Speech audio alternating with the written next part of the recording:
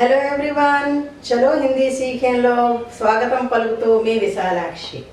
ఇవాళ మనం ఒక ఇంట్రెస్టింగ్ టాపిక్ చూద్దాం. అనుస్వార్ और అనునాసిక్. అనుస్వార్ దేన్ని అంటారు, అనునాసిక్ దేన్ని అంటారు అనేది మనం తెలుసుకుందాం. అనుస్వార్ దీనికి ముందర కూడా మనం స్వర్ చెప్పినప్పుడు చెప్పుకున్నాం అన్నమాట. అమ్ని అనుస్వార్ అంటాము అనేది, అమ్ని అనుస్వార్ అంటాము అని. తర్వాత కూడా కఖ గఘ వీటన్నిటిలో కూడా పూర్తి అక్షరం రాస్తాము. అంటే వీటిలో స్వర్ ఆ స్వర్ అనేది కలిసి ఉంది అని కూడా చెప్పుకుంటున్నాం. కానీ దీంతో పాటు ఒక్కొక్కసారి మనము స్వభం అక్షరం అంటే ఒత్తులు కావత్తు ఖావత్తు గావత్తు అవన్నీ కూడా వాడుతూ ఉంటాం అన్నమాట.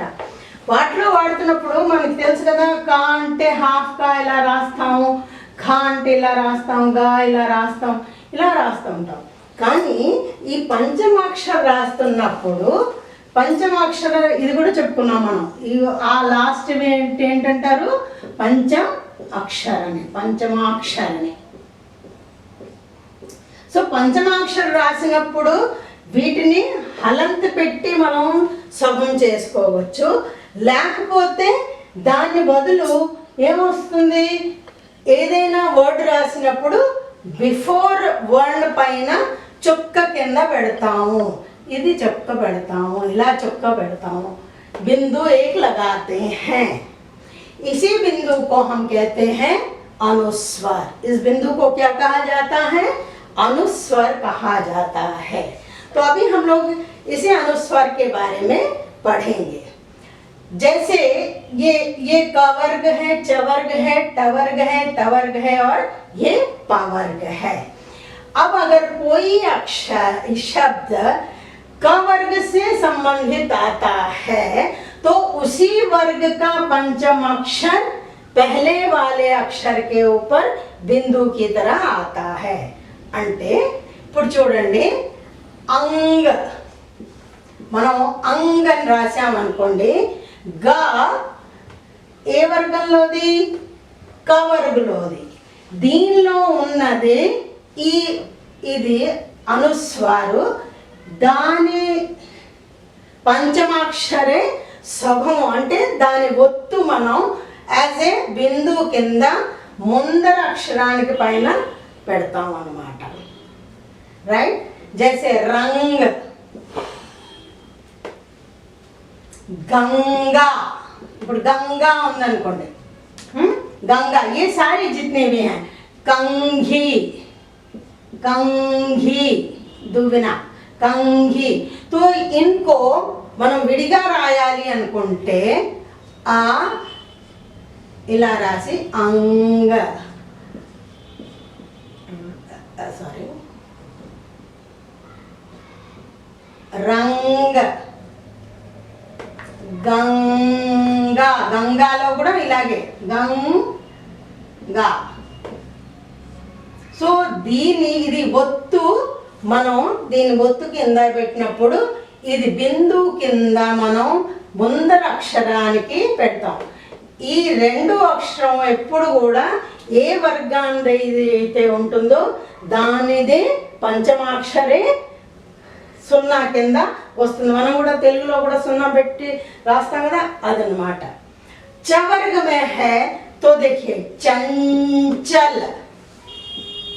च वर्ग का क्या हुआ, चंचल. हाँ, तो चंचल को हम कैसे लिख सकते हैं, चन इधि हाफ च ल, चंचल. ఇది మనం ఎప్పుడైతే గుర్తు కింద రాసామో ఇక్కడ పైన రాస్తాం అన్నమాట. అలాగే టవర్గ్లో ఉన్నది అనుకోండి, టవర్గ్లో అంటే ఇప్పుడు झंडा, ఈ झंडा దీన్ని ఎలా రాయొచ్చు మనం, झंडा, దండా. ఇప్పుడు మనం దీనిలో కూడా వ్యంజన్ అని రాస్తూ ఉంటాం చూడండి, వ్యంజన్. ఇది ఏమిటి, ఈ అక్షరం అన్నమాట. తవర్గలో చూడండి అంత, లేకపోతే మనం ఇలా అంత రాసుకోవచ్చు. రెండు కరెక్టే. హాఫ్న ఇలా అయినా రాయొచ్చు, అదర్వైజ్ ఒక బిందువు కిందన పెట్టి, అంటే ఏ వర్గాన్ని ఉంటే అదే తాత ఉంది కాబట్టి ఇది వస్తుంది అన్నమాట. ధంధా, धंधा, अदरवाइज इला. दोनों सही है, दोनों रूप सही है. एक आधा, जब हम आधा लिखते हैं, अक्षर को जब आधा बनाते हैं तो जिस वर्ग का होता है उसी वर्ग का ये आधा अक्षर आता है, उसी को हम अनुस्वार कहते हैं. प में देखिए पंपा या पंपा, कंबल या कंबल. पायన పవర్గది బాయన బావర్గది ఇలాగన్నమాట. खंभा, खंभा. సో ఈ సున్నా అనేది ఏంటి? अनुस्वार, उसको कहते हैं अनुस्वार. అది హాఫ్ అక్షరం. అది ఏ వర్గంలో వస్తుందో ఆ వర్గాన్ని ఇలా రాస్తాం. యారాల వాషాలోని మనం ఈ ఒరిజినల్ ఉంది కదా, అహ అనుకుంటాం కదా, ఈ చదువుతున్నప్పుడు దాన్ని అది దానిలో ప్రయోగపడుతుంది. अंतस्थ एंड ऊष्म याराला वा शा में जो भी आता है वो ये वाला आता है. फॉर एग्जाम्पल के लिए मैं आपको लिख देती हूँ. संशय, संसार, ऐसे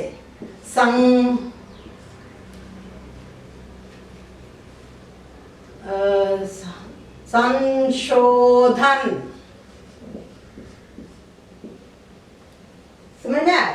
अगर आपको कोई भी लिखना होगा तो वो यहाँ पर आ जाता है.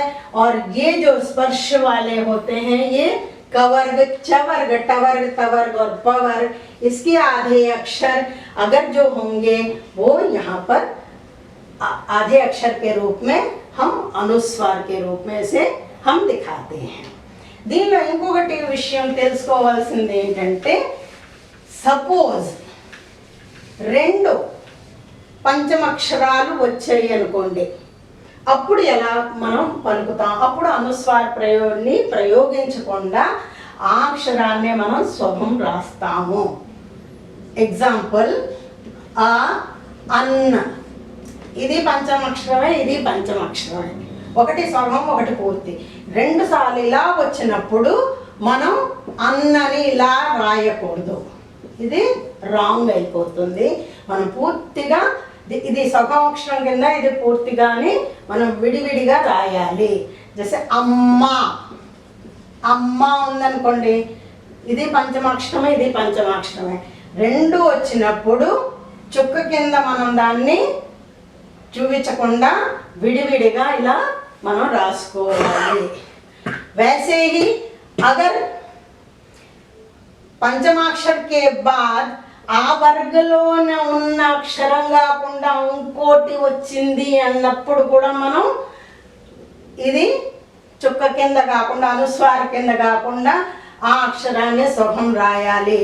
జైసే ఇప్పుడు కన్హయ్య, నా తర్వాత హ అనేది ఈ వర్గంలోది రాలేదు, తవర్గది కాదు, వేరేది. కాబట్టి ఏం రాస్తాం? ఇక్కడ చుక్క పెట్టము, దాన్ని సగం రాయాలి. అన్య,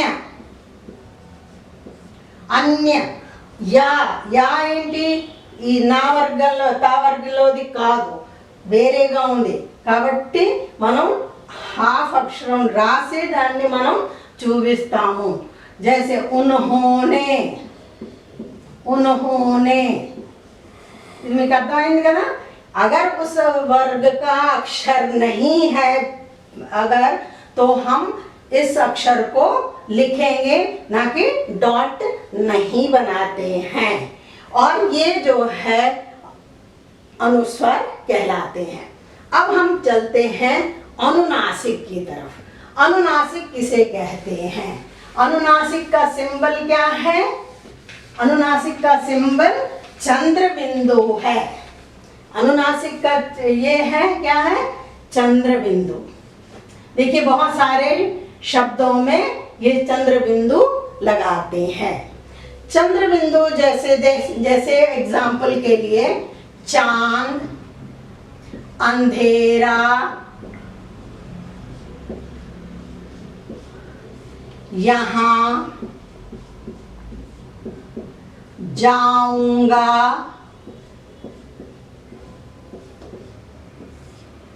मछलियां। तो ये चंद्र बिंदु जो है ఫస్ట్ లో కూడా వస్తుంది, మధ్యలో కూడా వస్తుంది, లాస్ట్ లో కూడా అని పెడుతూ ఉంటాం. ఇది పలికేటప్పుడు మనం నోటికి ముక్కు రెండు వాడుతూ రెండిట్లోంచి సౌండ్ క్రియేట్ అవుతుంది, బయటకు వస్తుంది అనమాట. चांद, अंधेरा, यहाँ, जाऊंगा, नहीं, ये सारे जो हैं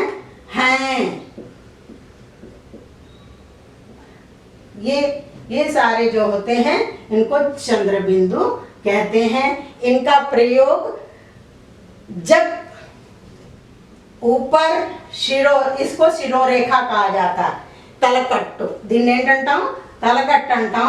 తలకట్టు మీద ఏమైనా ఈ మాత్ర వచ్చిందంటే చంద్రబిందు పూర్తిగా మనకి కనిపిస్తుంది.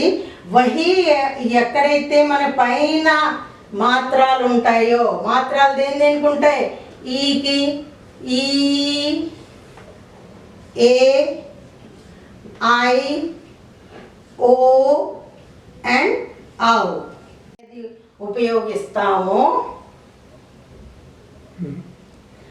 वहां पर चंद्र बिंदु ఈ మాత్ర లోపల విలీనం అయిపోయి ఒట్టి మనకి బిందు ఒక్కటే కనిపిస్తుంది. उन्हें చూడండి, जब भी होगा इसमें ये भी चंद्र बिंदु है. అనునాసిక్ ఎప్పుడైనా ఈ వర్డ్స్ తో పాటే దాన్ని ప్రొనౌన్స్ చేస్తాం. చాను అనేది ఒకేసారి వస్తుంది, చాంద్. వేరాజ్ అనుస్వర్ విడివిడిగా వాడతాం. అంగ, అంగ, చన్నంచల్, వ్యంజన, దండ, అది విడివిడిగా ఉంటుంది. ఇది దీంతో కలిసి ఉంటాయి. మనకి సాధారణంగా బహువచనం చేస్తున్నప్పుడు ఎక్కువగా మనకి ఇవి కనిపిస్తూ ఉంటుంది. పుస్తకే చూడండి, పైన మాత్ర ఉన్నది అన్నప్పుడు చంద్రబిందులో ఓన్లీ బిందు మనకి విజిబుల్గా ఉంటుంది. చంద్ర దానిలో కలిసిపోయి ఉంటాయి. इसी को कहते हैं अनुस्वर और अनुनासिक. ऐसे ही अच्छे अच्छे वीडियोस लेकर मैं आपके सामने प्रस्तुत होती रहूंगी. ये छोटी छोटी चीज़ें जो कि आप लोगों को लगता है सरल है, लेकिन गलतियां होती रहती हैं. उन गलतियों को आप ठीक करने के लिए ये क्लासेस मैंने शुरू किए हैं. तो आप सब इनको ध्यान से देखिए, वीडियो को पूरा देखिए ताकि आपके सारे डाउट्स क्लियर हो जाएं. और आज इसी के साथ मैं इसको समाप्त करती हूँ. अगले और भी अच्छे टॉपिक्स के साथ आपके सामने प्रस्तुत होंगी. नमस्कार.